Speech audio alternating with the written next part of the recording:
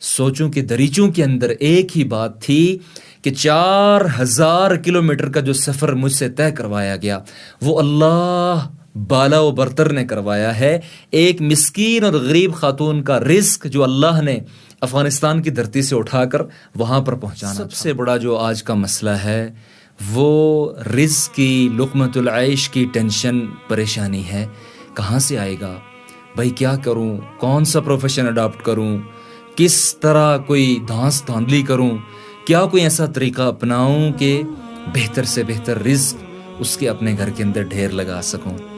حالانکہ اللہ عز و جل اپنی کتاب مقدس کے اندر کہتے ہیں وَمَا مِن دَابَّةٍ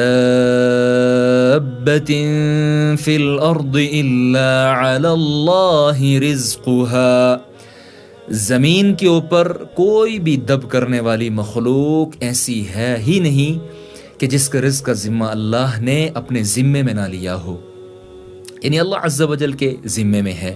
اور نادان اللہ عز و جل نے تیرا رزق تیرے گھر کی دہلیز تک پہنچانا ہے، چاہے اس کے لیے تیرے دوست کا یا تیرے دشمن کا کندھا استعمال کرنا پڑے. مشہور ادیب مفکر ڈاکٹر علی طنطاوی کہتے ہیں کہ میں کسی کام کے سلسلے میں، یا شاید وہ شیخ صادق مجید کے بارے میں کہتے ہیں کہ کسی کام کے سلسلے میں کابل موجود تھا. وزارت خارجہ کا پیغام آتا ہے کہ آپ نے اسی وقت کسی خاص سلسلے کے لیے روس پہنچنا ہے. ڈاکٹر صاحب کہتے ہیں اپنی ٹکٹ بک کروائی اور جلدی میں اپنا ساز و سامان جو تھا ضرورت کا وہ میں نے پیک کیا. تو ذہن میں یہ خیال آیا کہ اس ملک کے اندر وہاں پر حرام سارا کچھ چلتا ہے، سارا مکسچر ہے وہاں پر. تو اپنی خوراک کا، حلال خوراک کا بندوبست جس کا وہ بڑا اہتمام کرتے تھے، اس کے لیے کیا کیا جائے. تو ان کی بیوی نے جلدی سے 2 دیسی مرغیاں ذبح کر کے ان کے سامان میں ڈال دیں کہ اس سے اپنی ضرورت آپ پوری کر لیں، اس کے بعد اللہ عز و جل پھر کوئی راستہ کھول دے گا.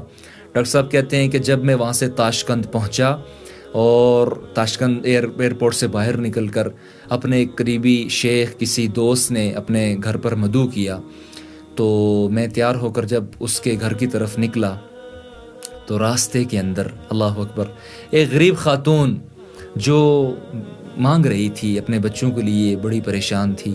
ڈاکٹر صاحب کہتے ہیں جلدی سے اپنی وہ 2 مرغیاں نکال کر اس کے حوالے کر دیں، اور ابھی اپنے اس مہمان بن کر جس کے گھر میں جا رہے تھے، اپنے میزبان کے گھر میں پہنچے ہی نہ تھے کہ پیچھے سے کال آئی کہ وہ کام جس کے لیے آپ کو روس بھیجا گیا تھا وہ کام مکمل ہو چکا ہے اور آپ فوراً سے اگلی فلائٹ پکڑ کر واپس اپنی جگہ پر آ جائیں. تو شیخ صادق مجید کہتے ہیں کہ جب میں واپس آیا تو میں سوچتا رہ گیا، اور سوچوں کے دریچوں کے اندر ایک ہی بات تھی کہ 4000 کلومیٹر کا جو سفر مجھ سے طے کروایا گیا وہ اللہ بالا و برتر نے کروایا ہے.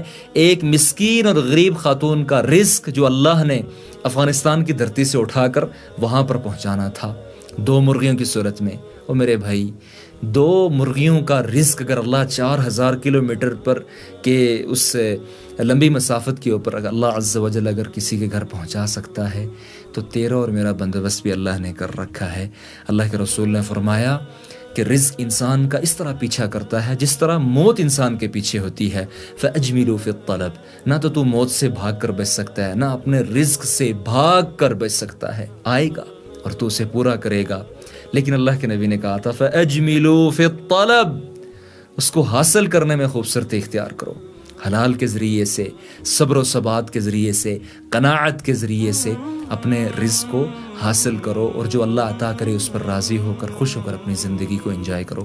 اللہ عز و جل آپ کو حامی و ناصر ہو. وصلی اللہ وسلم وبارک وانعم علی حبیبنا و نبینا محمد وعلی آلہ و اصحابہ اجمعین.